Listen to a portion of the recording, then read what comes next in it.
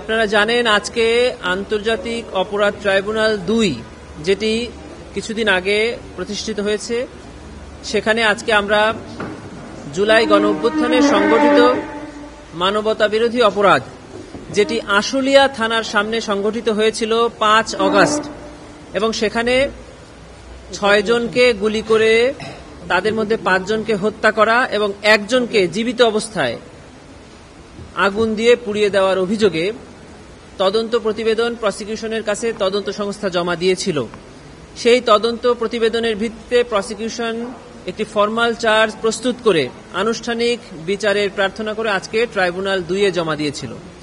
সেটির উপরে আজকে শুনানি হয়েছে। শুনানি শেষে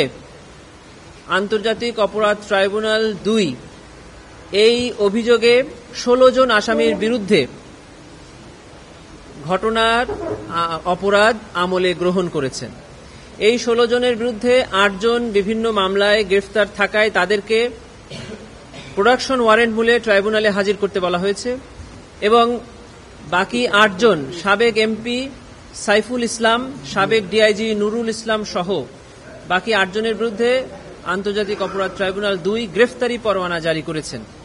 আগামী ১৩ই জুলাই ২০২৫ তারিখ এই মামলার পরবর্তী তারিখ নির্ধারণ করা হয়েছে। ইন্সপেক্টর জেনারেল অব পুলিশকে আদেশ করা হয়েছে তিনি যেন এই তারিখের আগেই তাদেরকে গ্রেফতার করে ট্রাইব্যুনালে হাজির করা হয় এবং যারা কারাগারে আছে তাদেরকে ট্রাইব্যুনালে প্রোডাকশন ওয়ারেন্ট মূলে উপস্থিত করানো হয়। এই